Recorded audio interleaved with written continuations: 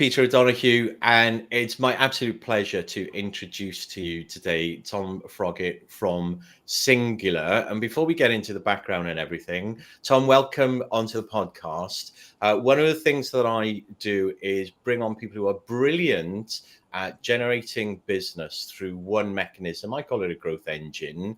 And I know you're great at one thing. What was that one thing, and roughly how much money does that contribute into the business? Yeah, well, I think the best thing we've ever done from a revenue generating point of view is, as you are doing now, start a podcast. And we started a podcast called Careers in Discovery 6 years ago now, almost 6 years, about 5.5 years ago. I would estimate that it's sometimes it's hard to say directly exactly how much revenues come from it, but I would estimate over the last 6 years, it's somewhere between $500,000 and maybe £1.2 million of revenue has come from that podcast. Fantastic, Tom. And now we're getting to it. I'm just laughing because my setup did you the massive disservice. The one thing you're good at, because I know you a little bit personally, and we'll share that, is you are good at so many things that will pull into this. Tom, so tell us a little bit about Singular then, and why a podcast. Yeah. And how does that fit with Singular? What does Singular do, and why did you lean towards podcasting? Yeah, so Singular is a consulting company. It's a biotech consulting company. So we work with primarily small biotech companies who are developing drugs, research-driven companies, and we help them to build really effective cultures. So some of that's around recruitment, and we started our life as a recruitment business. We also work with companies now on things like employee engagement, leadership development, performance management and alignment, a whole range of different things that lead to high performance culture, essentially. So that's what the business does. And why did we end up with a podcast? Well, I started this business very shortly before I started the podcast. I started the podcast about 6 months into the life of the business. And basically what had happened was I had been working in the recruitment sector for about almost 15 years at that point. Had done a lot of sales and a lot of business development, and I'd learned how to build businesses by just doing cold sales, cold calls, cold emails, that kind of stuff. But I got to a point, I think it was probably half term or something, and I'd spent 2 straight days making 200-300 cold calls that nobody was answering, and even the couple of people who did answer didn't want to talk to me. And I just sort of thought to myself, this isn't the best use of my time. I need to find different ways to generate business. And, I've been doing this for 15 years. I don't really want to spend my time speaking to people who don't want to talk to me. So it sort of struck me that I bought a lot of things for my business without having been cold called. So clearly there's a way to do it. Like there's a way you can generate business without cold calling. Without cold emailing. And I thought about the different ways that I'd engaged with those people. And one of the things that stood out was there was a company I used who I'd encountered first on a podcast. Their CEO had a podcast that was focused on the recruitment industry. And that seemed like something that it wasn't as popular as it is now. There wasn't as many podcasts around. Yeah. Then, but it seemed like something that would be a really good way for us to connect with people, and it sort of served a number of different purposes when we got the outline of it together. So, Careers in Discovery, essentially, we interviewed leaders in the biotech industry who would be our ideal clients, CEOs, chief scientific officers of biotechs, about their careers. And their journey through their career and the things they've learned and all that kind of stuff. So it became really useful content for our candidate audience. It became a really good way for us to connect with people that we want to connect with for an hour to talk about their favorite subject themselves. And then this wasn't something we planned right at the beginning, but one of the knock-on effects of it was that we ended up getting some really high-profile guests, and we became sort of associated with those people in terms of our brand because we were promoting these podcasts with them. And, I think there was lots of benefits to it. It also became my favorite thing that I did. It was just so interesting to speak to these people about this stuff. So let me take a step back, if that's okay, Tom, without interrupting you. So you're targeting biotechs. Are there a lot of organizations? Was there a small number of organizations? How did you decide where to go, who to interview?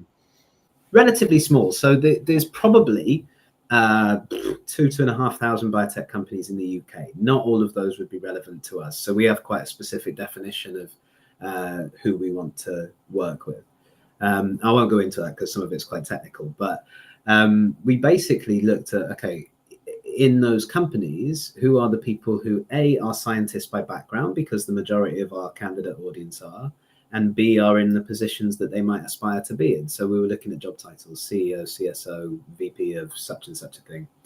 And then, additionally, we tried to identify people who had quite interesting career paths because we thought it'd make for a better conversation. So they were quite easy to find. We would look them up on LinkedIn. Some of them we knew already. And then as we spoke to more people, we asked them who else we should speak to, and it kind of grew from there. So it's interesting there. You're saying people with that would be interesting because of where you started as a business. You almost had two types of clients, I'm guessing. You had the employers, but then you also had a candidate base, which is something that is relatively unique to your style of business. You had two clients, but they heavily interact. So finding people that were interesting helped pot B over here because, they would, well, actually, this is my future career path. But were you choosing guests possibly on their ability to purchase the solutions that you were maybe offering in downstream, or based more on, their interesting background, the interesting nature of their biotech business? How did you decide? Well, we kind of found that the two things tended to overlap, to be honest. So if you're going to do something like that, I think you've got to be smart about where you're going to spend your time, right? One of the big advantages of doing a podcast is, as I said, you get to spend an hour with someone that you might not get in a room with, talking about something that they're interested in, which is them. So it makes sense, if you're going to do that, to target people who could be potential customers or could refer you to potential customers and that kind of thing. I think making sure they are going to be people who are interesting is also very useful, although you never quite know until they're actually on the podcast. But I guess the intention for us was never to have a hit podcast. It was never to have millions of listeners or anything like that. It was to provide some value to a small audience, but also to provide a route for us to start those conversations with people we wanted to engage with. So I guess probably as much one as the other, but definitely with an eye on they could be potential customers. Fantastic. So can I look at some of the numbers then? So over the years, how many people have you interviewed for your podcast? So it's currently just over 150 episodes we've released. So we've released 152 episodes, I think. We've got about 15 recorded that haven't come out yet. Wow. And is each interview with a separate company, or have you done multiple interviews for one company? We've done some where we've had more than one person from the same company. It's tended to be quite far apart, a few years apart. We've actually also recently started to do some repeat guests. So some of the people from the early days of the podcast, now they're 5 years down in their career. But there's been some duplication of companies, but mostly it's been separate companies. Fantastic. So out of those 150-ish, say, how many of those have converted into clients? Yeah, there was a point when we first started the podcast where it generated about a third of our clients. So it was very, very successful in that.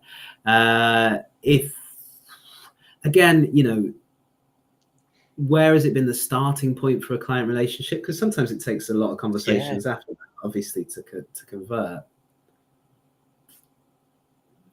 40 odd, maybe 50 clients have come from that. Out of about 150 interviewed? Yeah, I would say so. Yeah, amazing. And do you know, have you ever tracked an average period of time after someone interviews to how long it takes to become a client? It really varies, to be honest. I mean, we've had some where I remember going in to see the CEO of a company. This is when we used to do them in person before COVID. And before we even started the interview, we usually do a short prep call, but because this person was very, very important and very busy, we hadn't done the short prep call. We'd done it with their assistant. So it was the first time I'd spoken with him.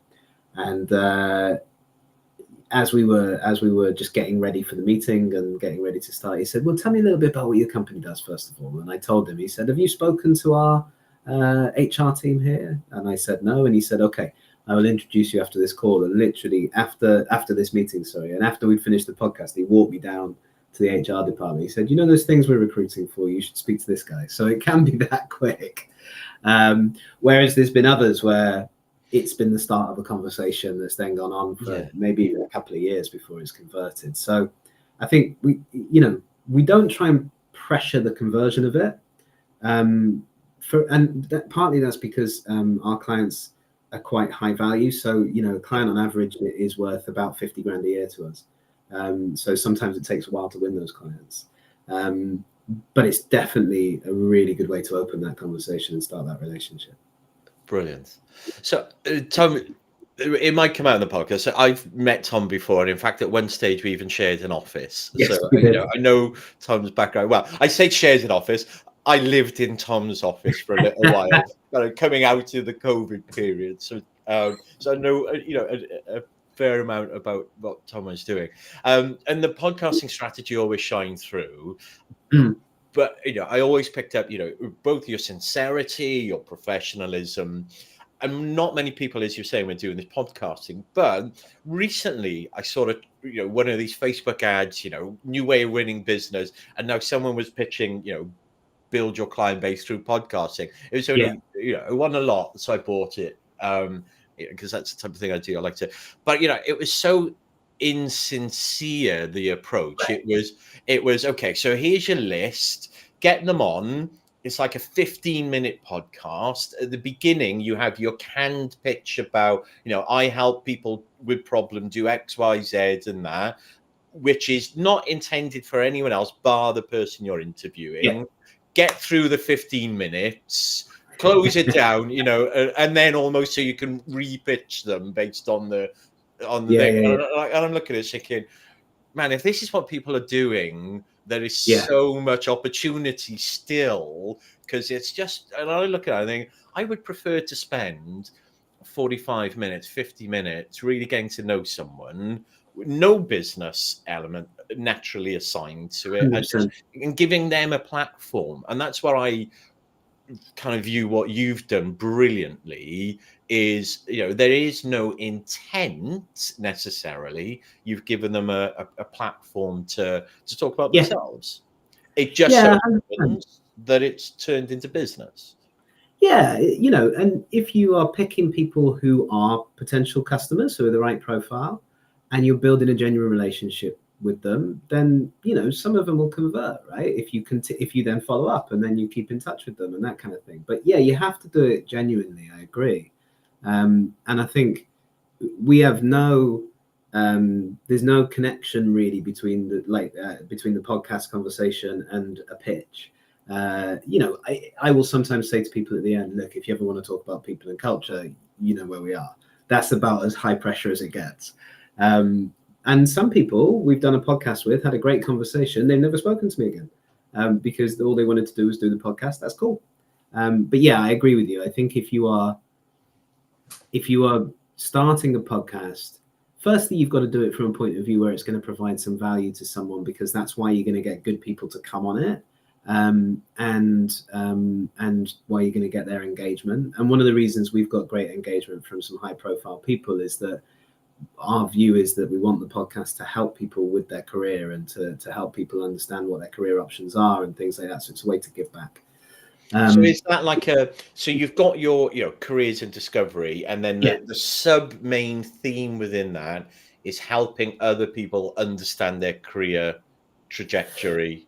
So it's not random conversations you're having. There's still a focal point to what you're talking about.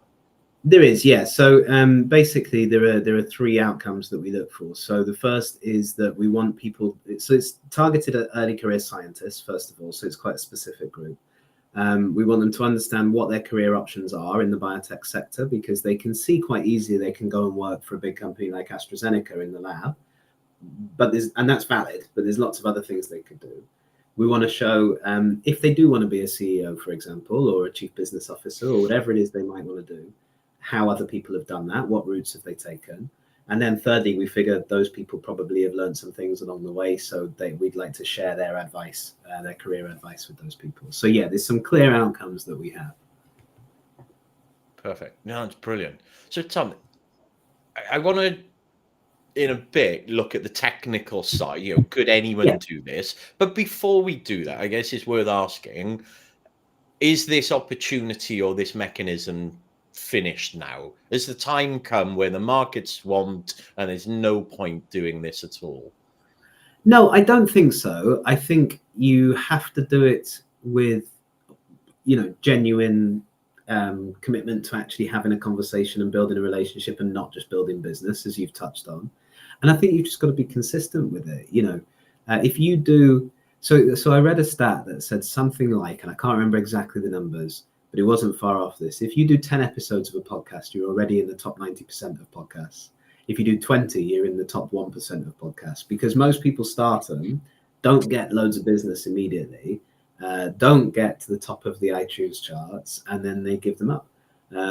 So I think you have to be prepared to go the distance with it, and you have to be prepared to see it as a way to build relationships and provide a bit of value to your market, rather than just a transactional, if I do 5 podcasts, I'll get 3 pieces of business. But no, I think there's still a lot of legs in it. Good. Yeah, and I'm in complete agreement with you on that. And I think more so now because, we're both active on LinkedIn, and, paid advertising's taken a bit of a slaughtering in terms of both effectiveness and brand and trust, and AI with clones of you can get anyone to do a clone. So I think for senior people there is a movement towards building their own personal trust. And what you do as a podcast allows senior people to get their place in the content creation ecosphere and build their know, like, and trust. So 100%. And I think there's a really important personal brand point around this as well, right? For the people who are the guests, but for you as well. If you listen to a podcast that someone hosts and you listen to a lot of it, you kind of feel like you know that person. And that's really powerful from a personal branding point of view. And I think if you can create those mechanisms for people to get to know you in different ways, then that's really powerful as well. Perfect. So Tom, if no one ever listened to your podcast on iTunes and all the other platforms, is it still worth doing for you? Yes. Yeah. It loses some of its value in that we do actually want to make a difference to people's careers, right? There is a genuine desire to do that. But yes, it would be, because we get the opportunity to open these conversations with people that are just inherently really interesting. They've taught me more about the industry than probably anything else I've done. And it's built my network and my connections loads. And as I say, has kind of associated my name with these people who, I mean, some of them are the leading names in the biotech sector and in the UK and beyond. So yeah, absolutely. Brilliant. So Tom, you mentioned a word there that I use a lot in my training with my clients, and I very often frame it as the C word, but it's consistency. Yes. And like you say, in this element, it's the consistency of, if you do 10, but like everything else, if you're looking at it as a business development or a marketing or a personal branding, it has to be approached with consistency. Yeah. And around that, I could equally have got you on, while we're kind of talking about podcasts, I could equally have got you on LinkedIn, or, because you are very consistent in what you do. The podcast is one thing, but you build around it. I see you posting probably 3, 4, 5 times a day, a week on LinkedIn, and have done, I'm guessing, consistently over at least 5-6 years. Yeah. So, does all of that consistency and all of that other stuff that you do around it help the podcast? Well, I think it all comes together to help our business. So I don't know if it helps the podcast. That's a good question, but a difficult one to answer. But I think, again, we are, some of the things you've already mentioned, paid advertising is less effective than it has been. The level of trust that people have in brands is less than it has been for a long, long time.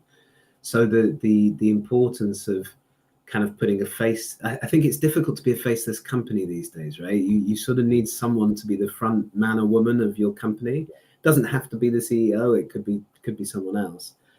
But personal brand is becoming more and more important. And I'm not saying you can't have a company without a personal brand. I'm just saying it's a really powerful tool to use in the overall marketing toolkit. So I think the content that we create, whether it's video content or whether it's text posts or podcasts or whatever it is, all contributes to that. And I guess it's just based on the principle that people consume information in different ways, and different people consume information in different ways. So the more different formats you have, the better.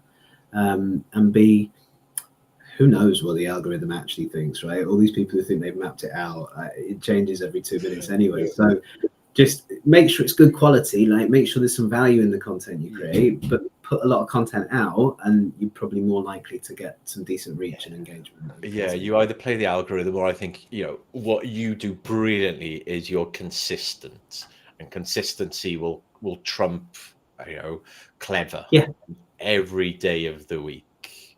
Yeah.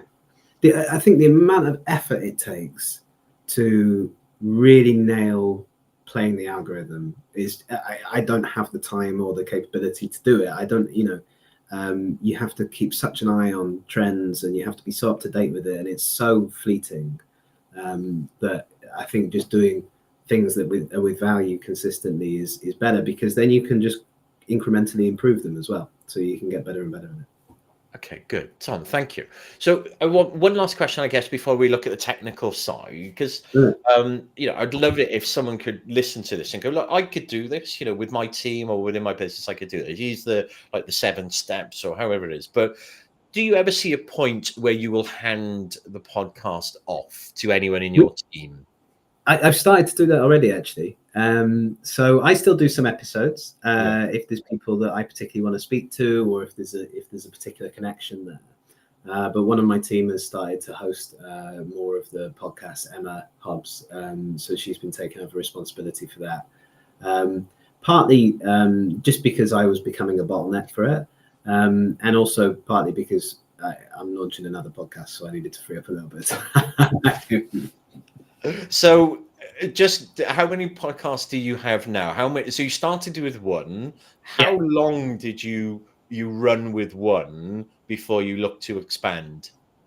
Well, so we started a couple of podcasts last year. But that was the first time. So we'd been running Careers in Discovery for 4 years before we started those two.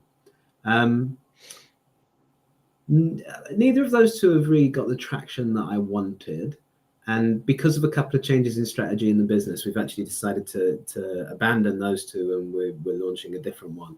But that's as much because of changes in the business as the podcasts themselves. But yeah, we went with one podcast for a good 4 years before we even thought about doing other ones. And do you think you got exponentially better at it over those 4 years? Definitely gradually better. But I think you do. I think, especially the hosting of it, the technical stuff, yes, you can get better at for sure, or you can get someone else to do it. I think the hosting is the thing that you can't really, whoever is the host has to do the hosting, right? That's the thing that will make the podcast or not. Because it's the quality of the conversations. It shouldn't be about you, it should be about the guest, but the host has a key role to play in that. And I don't know that's something you can shortcut. I think there is a lot of practice involved in that. Yeah. Brilliant. So Tom, when you started it, let's talk a little bit more about the technical side, because you've talked about team a fair bit on the latter stages of things we've discussed. when you started out, was it just you, or did you have a Yeah. team? You had the idea. How did you go from idea to application and actually implementing it? Did you get Mhm. external consultants? Did you do it all yourself? What was the process? No, I knew one person who had a podcast, and so I rang them up and asked them how they did it, and then I basically did what they told me. So, and Okay, then so imagine my listeners, people listening to this, that's they're ringing you now for yeah, that conversation, plus with 6 years worth of experience. Because yeah, you know, my slight bias here is especially consultants. They tend to be information consumers hmm and maybe more learning rather than action orientation, and you kind of might procrastinate and take longer than it needs to do this. Is it feasible, that conversation, is it feasible for them to go out and do it? yes, yeah, 100%. Like anything, you can do this to different levels, right? Your first podcast did not have to sound like Diary of a CEO, and they probably won't, um, because you got to think like you've got to start at a certain level of guest. You've got to start with a certain level of focus, and actually, when you're running a niche podcast, which would be my first recommendation, like keep it nice and niche. Um, you don't have to have Hollywood quality production.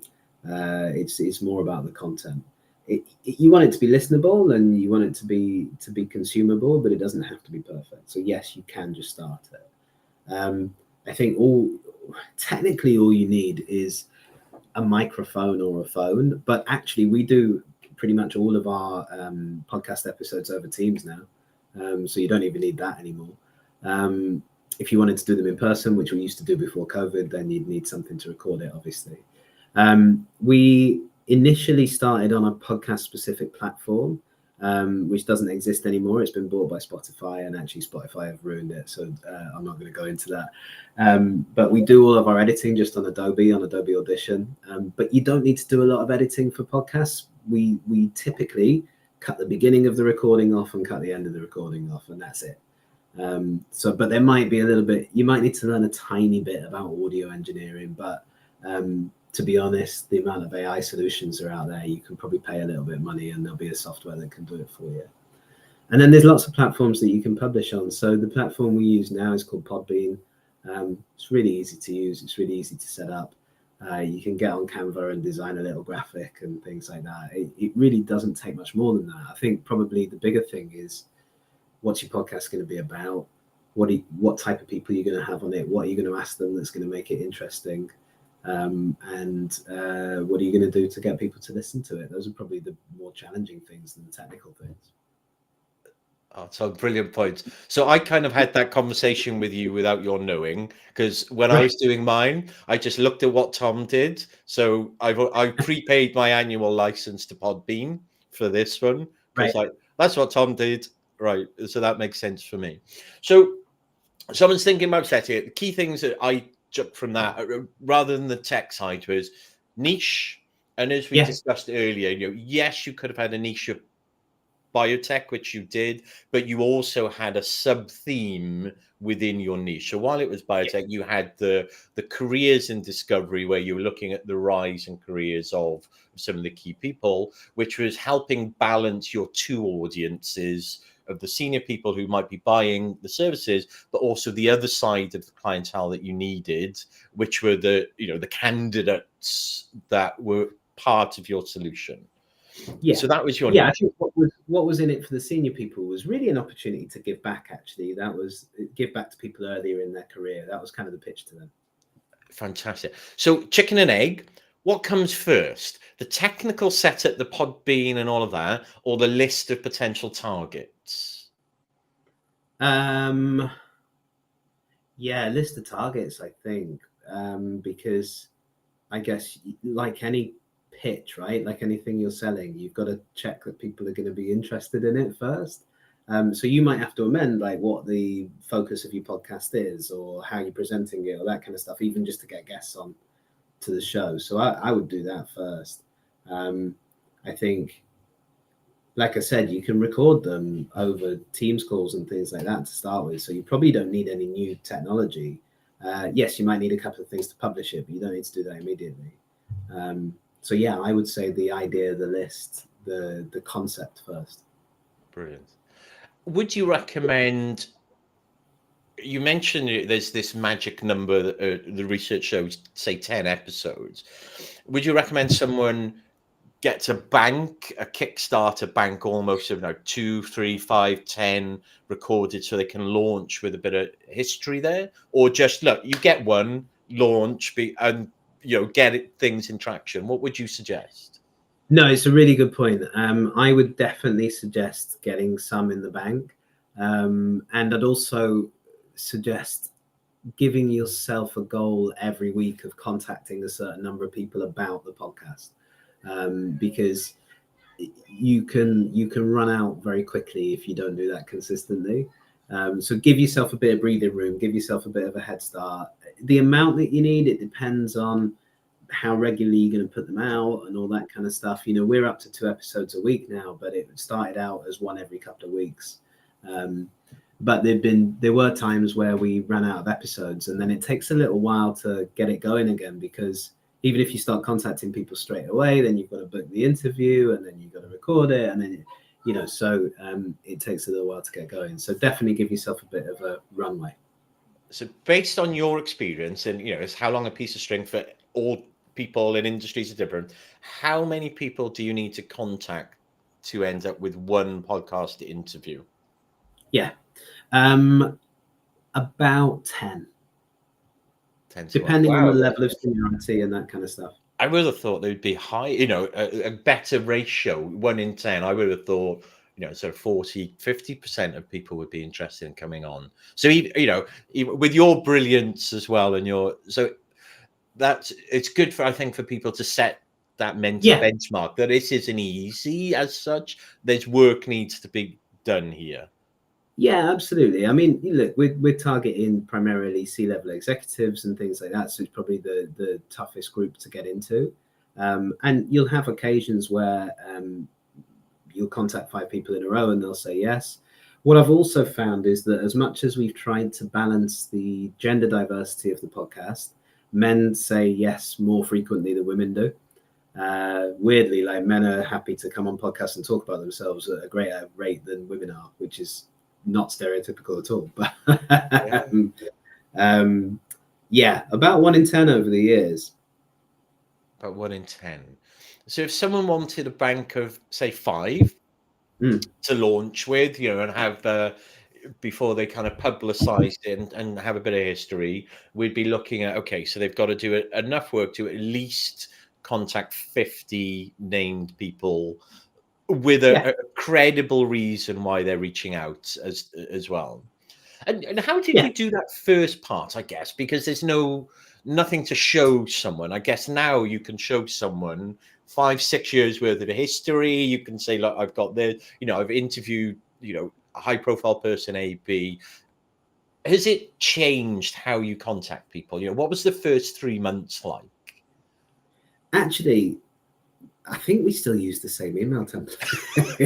I love it. To be honest.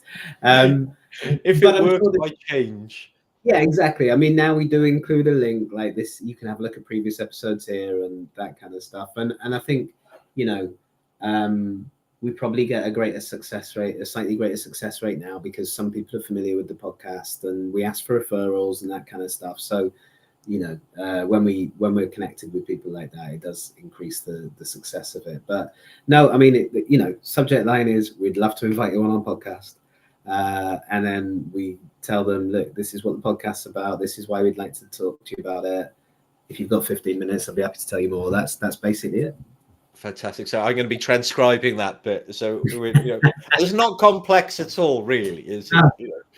So also, what I would say is, like, don't go for the highest profile people first, because they will want to see some track record, probably, unless you have a connection with those people. So you would almost go for people that maybe you either have a connection into or an existing relationship with first, that might be more open to coming on, which will build a little bit of the credibility. Yeah, I think like I remember my temptation early on was to go for all people I didn't know, because that would be better from a business development point of view. And then I realized actually it'd be way easier to get our clients on. And then I started getting clients saying to me, well, why haven't you asked me to come on the podcast? And so you want to try and balance that a little bit. So I'd maybe like have a proportion of your outreach around it to be to people you already know or are already your clients, and then that will help balance out the newer people. Brilliant.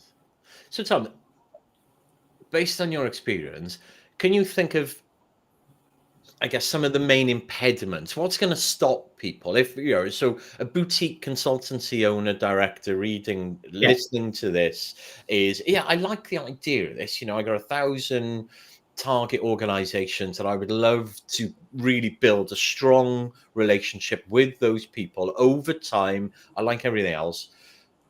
What do you think would get in their way from actually taking action and doing this? Yeah. Usually it's fear of doing a rubbish podcast. I think, you know, people don't like the sound of their own voice. They might think that they're not qualified to host a podcast or anything like that. I think like any of these initiatives, fear is the thing that probably gets in most people's way. But, you know, I didn't have any podcast qualifications. And I think just doing it actually is the only way that I learned how to do it. I think the other thing you've touched on already is the consistency. That you've got to keep doing it.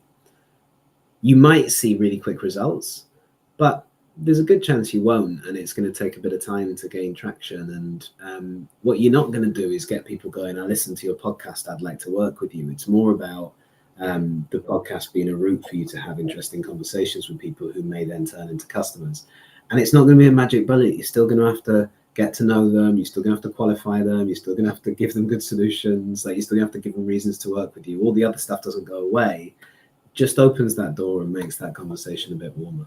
Yeah. And I think one personally for me as well, my experience is not picking the niche and not saying this is where I want to be the expert. Because, you know, I've done it at my own disadvantage as well many times. You know, the last couple of years I've been kind of working a couple of different niches and kind of managing those.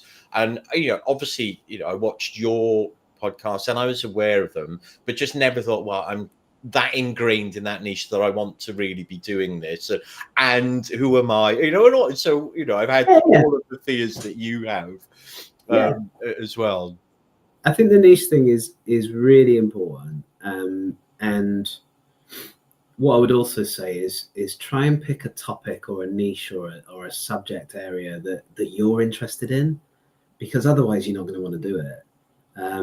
You know, I genuinely mean this. The podcast has been one of the most interesting parts of my job for years and years and years, and that's one of the things that's kept it going, because I've enjoyed doing it.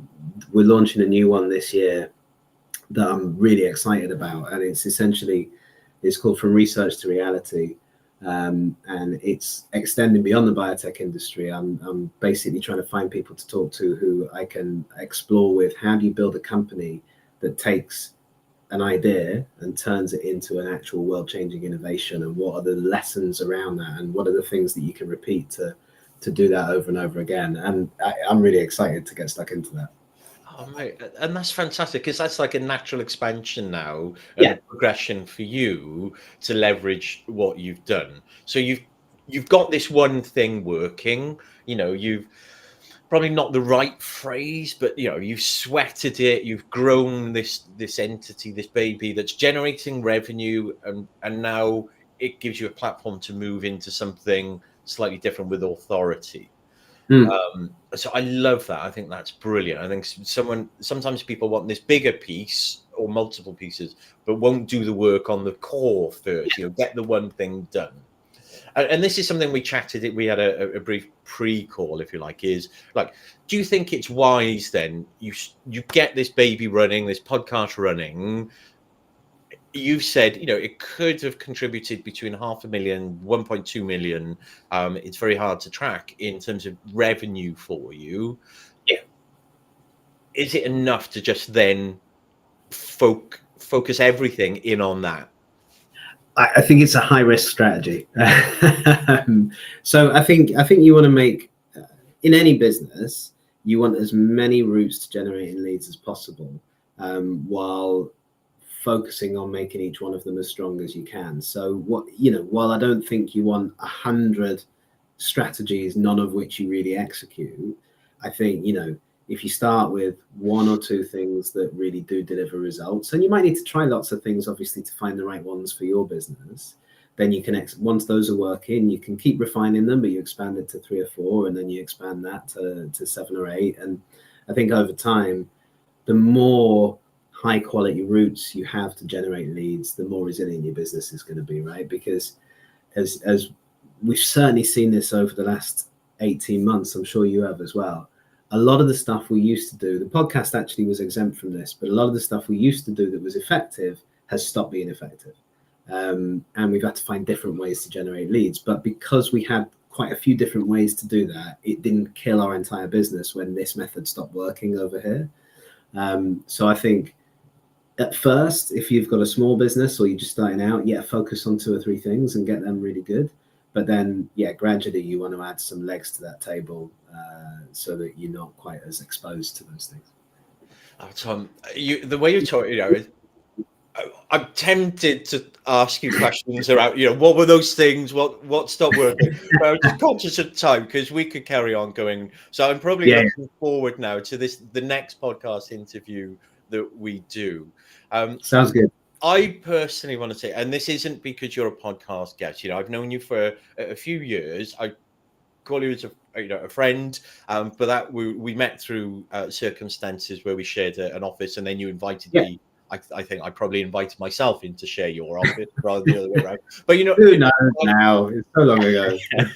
But I've always looked at you with admiration of your professionalism, your consistency, and the brilliance of what you do. And it's something, people think brilliance is innovation and stuff. It's just the dogged determination and consistency to make something work. And I've always admired that of you. You were a one-time client, and I always felt that I didn't really add a lot of value other than just giving you, a sounding board to tell me what you're doing. And I say, I think you're on the right track here. I think you're doing really well. I don't think I really ever pulled apart anything. So, Tom, for that, as a podcast guest, thank you very much. But for just, being the professional that you are, and I think all of your clients and the people that you engage through your work, I know are much better off through the work that you do with them. So thank you very much for that, Tom. And thank you for coming on the podcast. Last bit over to you is, if people were looking for you, where would they find you?